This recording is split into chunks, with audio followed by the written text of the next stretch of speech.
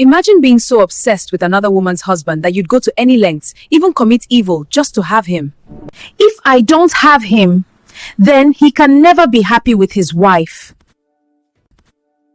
Paul and Gloria were deeply in love.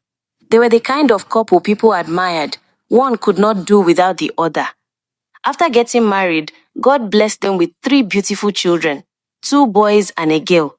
Their home was peaceful and full of joy. Paul worked in a digital company owned by a young, wealthy woman named Miss Flora. Gloria stayed home to take care of their children.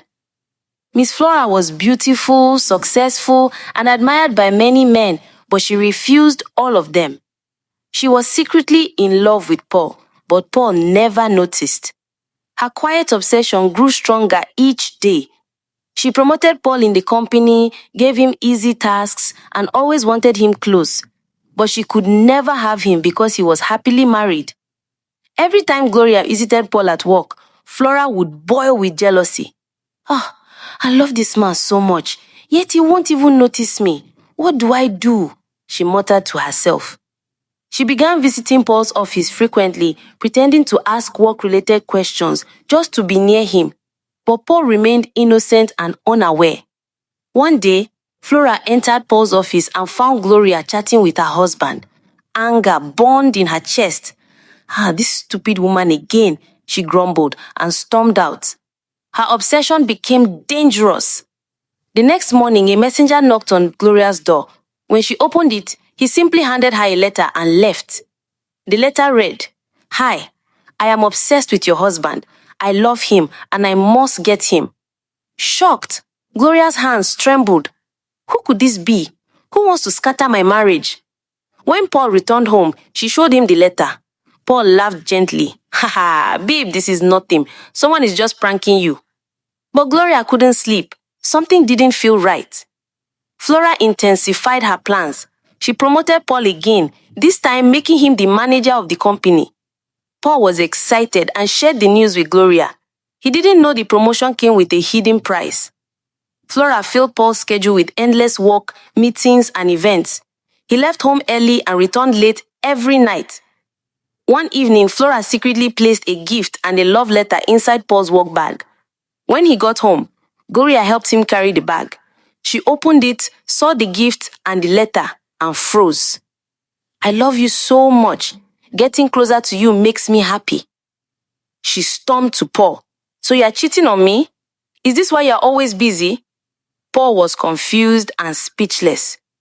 "I don't know anything about this." But Gloria didn't believe him. Misunderstanding filled their home, and they slept without speaking to each other. At work the next day, Flora noticed Paul's sad face and smiled inside. "So, my plan is working." She pretended to care, asking him what happened. Paul narrated everything, not knowing she was the cause. Months later, the company gifted Paul a new house and a car. He was shocked but grateful. His colleagues were jealous. Gloria, however, felt uneasy. Something wasn't right. Flora, unable to stand Paul returning to his family, finally confessed her love to him one evening. She told Paul she would give her her company, her wealth, everything if he chose her over Gloria. Paul was disgusted and stood up.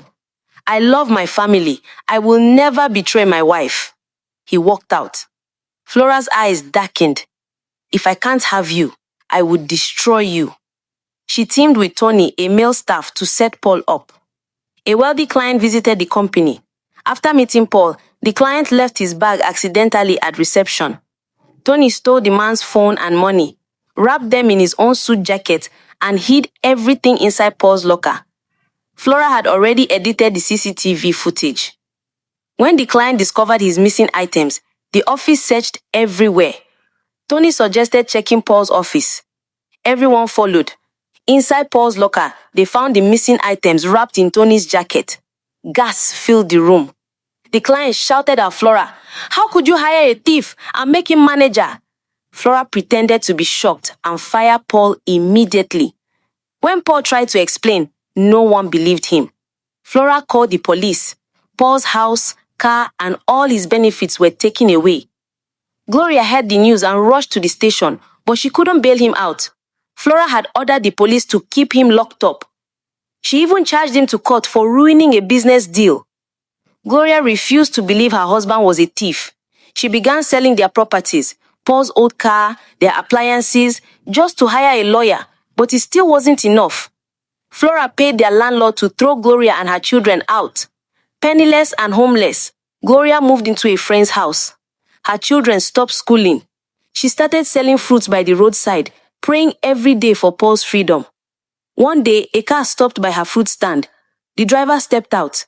It was Jude, Paul's old friend who had traveled abroad. Gloria told him everything.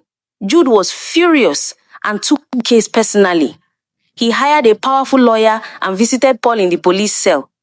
Paul explained how Flora tried to seduce him and how he refused. The lawyer began to suspect that Flora set him up. Meanwhile, Tony was drowning in guilt. He secretly contacted Gloria and said he was ready to confess. Jude arranged everything. On the next court hearing, Paul's lawyer presented Tony as a surprise witness. When Flora saw him enter the courtroom, her legs shook. Tony confessed everything: the stolen items, the setup, and Flora's obsession. He handed a USB drive containing the real footage. The court erupted. Paul was declared innocent. Flora was arrested on the spot. Her reputation crumbled. Everyone finally saw her true evil. Paul apologized to Gloria for hiding things. She forgave him and they held each other in tears. Jude helped Paul obtain a visa to the United States. Months later, Paul, Gloria, and their children relocated. There, they built a new life, peaceful, prosperous, and free from Flora's torment. They lived happily ever after.